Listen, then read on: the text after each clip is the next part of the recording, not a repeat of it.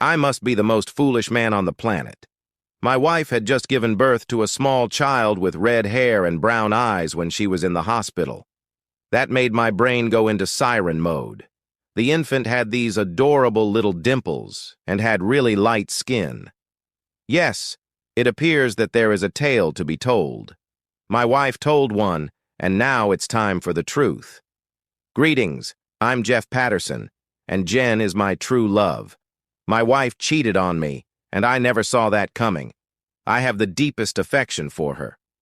Jen had been married to Hugh for 8 years prior to our relationship, and the two of them had a son named Hugh Jr.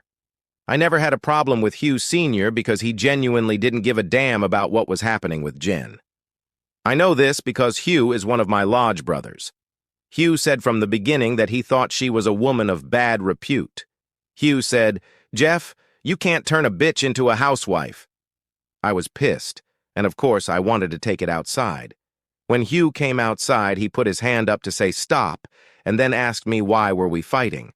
I said, "Hugh, I can't have you calling my wife a witch or anything like that. I know she's your ex, but I am her husband now." Hugh stood there and looked at me. He said, "You're right, Jeff. I am sorry. But as a brother of this lodge, when the time is right, you'll need my help. Don't be afraid to ask for it." Hugh shook my hand and went back inside. It would be a long time before he called Jen a bad name again. I felt from that moment Hugh was a friend. He never held anything against me and even seconded a few of my motions. So I had no problem with him. Jen, on the other, had hated Hugh with a passion. At lodge events, she would go out of her way to compete with him and his wife, Sammy. Once Sammy was talking to a few of the lodge wives when Jen came up and asked, "How's the deadbeat doing?" Sammy smiled and replied, "Very well. He just brought me a Range Rover. It's a couple of years old, but it's good for the family." Jen said, "I don't see him around. He must be at the bar." Sammy said, "No, he's outside talking to the lodge president about building a clubhouse for the kids." With that, Jen left, walked over to me and said, "We need a new car, a new Range Rover, and it needs to be fully loaded." I shook my head. Hugh had just told us how he traded in his truck to get his wife a Range Rover. He said Sammy needs it for the kids and work. Hugh always did what was needed. He drove an old model Ford F-150, old and rusty but still runs fine. I said, "Jen, money doesn't grow on trees, but once you get back to work, you have to help pay for it." You see, Jen didn't work while she was married to Hugh. She did get a job after the divorce, but now she was out of work again. Jen fussed for a while before heading over to chat with some of the other wives. I took a seat and spoke with a few of my lodge brothers. After an hour or so of conversation, I started hunting for Jen. After 5 minutes or so, I saw her. I went out to join in as she was dancing with one of the lodge brothers. Jen said, "Hi, honey, what up?" I said, "Nothing. I just want to dance with my beautiful wife." So I cut in, and my lodge brother left. I asked, "Jen, are you enjoying yourself?" She said, "Yes, I am, but it will be even better if you get me home and in bed."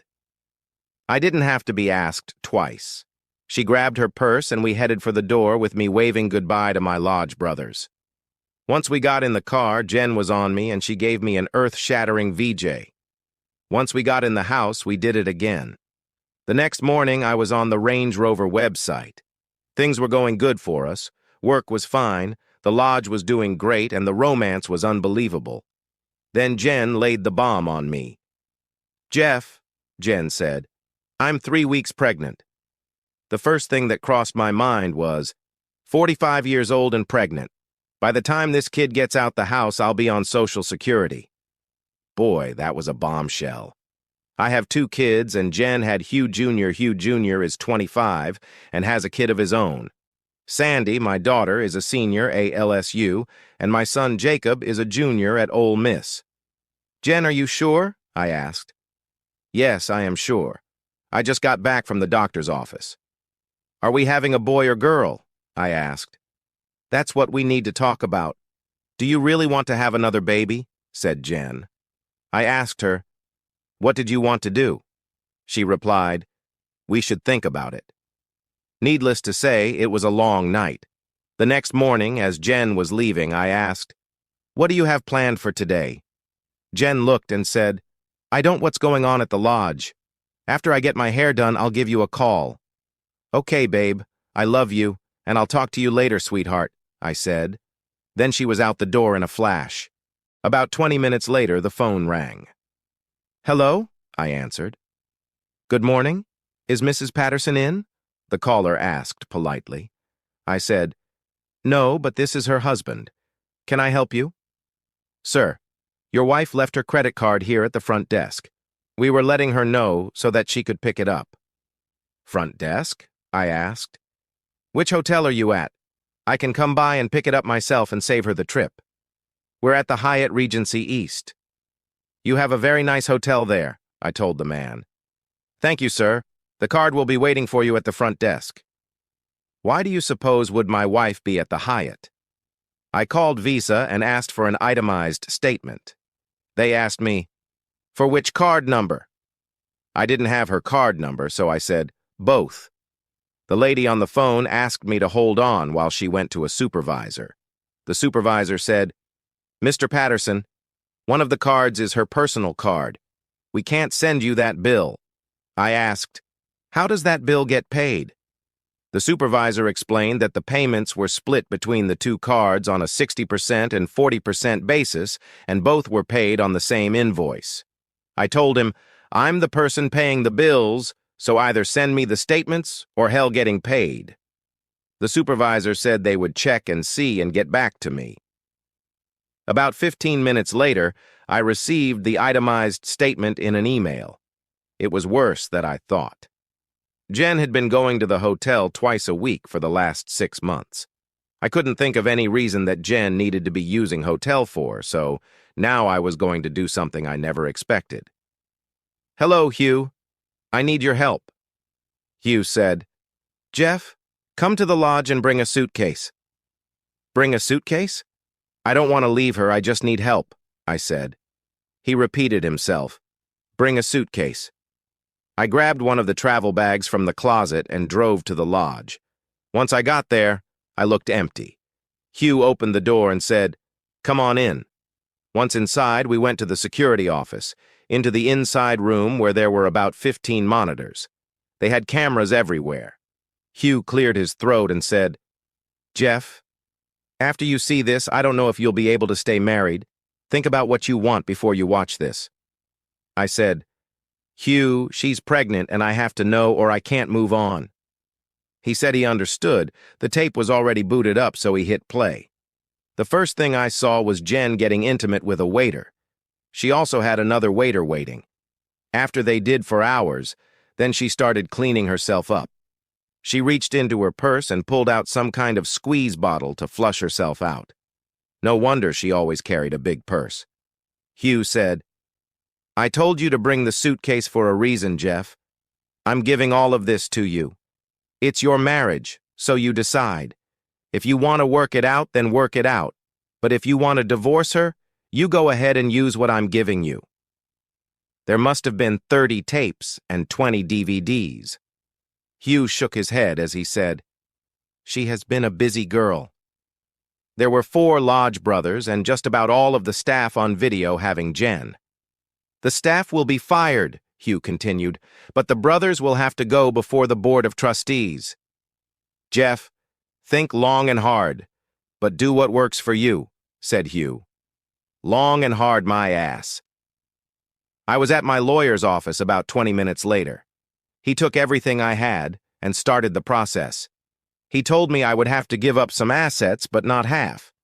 The house, for example, was mine before the marriage, so it wasn't joint property.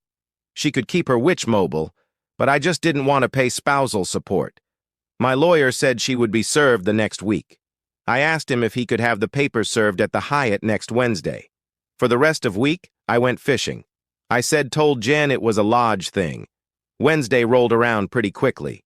While Jen was having her little fling, a few of the brothers' wives and I packed up Jen's shit at the house. My cell phone started going off, and the caller ID showed it was Jen. "Hello," I said. Jeff, what in the hell is this divorce shit? Jen, where were the papers delivered to you? She didn't answer my question. She just went on the offensive. Look, Jeff, you can't just throw me away. You love me and can't live without me. You said it yourself, said Jen.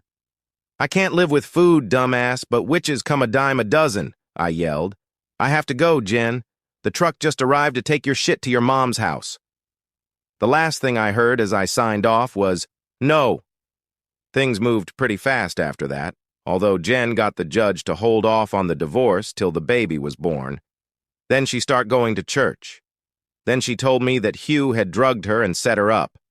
She kept repeating it so much I started having doubts. Then one of my friends who had nothing to do with the lodge took the tapes to a video lab to be tested. Once the lab concluded that they were authentic, Jen changed her story. She must have been drugged. Next, it was the devil made her do it. But now she's in church. I think she was praying that the baby would be mine. So here we are sitting in the courtroom waiting for the DNA results to be read. The judge asked me, "Are you sure you want the results?" I responded, "Yes, Your Honor." The judge opened the results and asked Jen, "Do you know who the father of this child is?" "Yes, Your Honor. It's Jeff Patterson," she said. He looked at Jen and shook his head. "The game is over, Mrs. Patterson. Your husband is not the father of this child." Because we had barely been married for 3 years, the judge handed me an 85-15% split of our assets. I owe her $75 a week for the next 2 years, and she received $11,000 from my savings account, but not a portion of my retirement reserve. Even though I had to pay the attorney's costs, it was still worth it because the issue had at least been resolved. I'd struck it lucky. It's been 2 years now, and I have to make my last spousal support payment today. We're having a last payment to a woman with no dignity party at the lodge tonight. Every single one of my lodge brothers were there. It was packed. Hugh grabbed me and took me into the back room. "Jeff, I'd like you to meet the lodge's board of directors." The head of the board had his back to me when I entered the room. When he turned around, I almost spit out my drink. "Your Honor, what are you doing here?" I asked. "I am the chairman of the board," he said, a big grin on his face. What the hell? Both Jen's and my lawyers and even my boss were on the board. Hugh said, "Jeff, I once told you don't be afraid to ask for my help. You weren't afraid, and now it's your time." I was elected to the board, and there would be a day when it was my turn to help a fool in love. Oh, and I used little pennies to make my last payment to Jen. Who the hell thought that when I asked for $75 in pennies at closing time, the bank workers would become upset? You think I'm an asshole? I know that. Simply put, I adore it when a cheater is burned. It could be a bit excessive, but then the legal system is too. What's your opinion about OP? Thanks for joining us in our stories where revenge is served hot. Please consider subscribing to our channel to ensure your next chef remains loyal. Tune in for the next one to get your revenge appetite fulfilled. If you're below 18, hold on, it's not for the faint-hearted.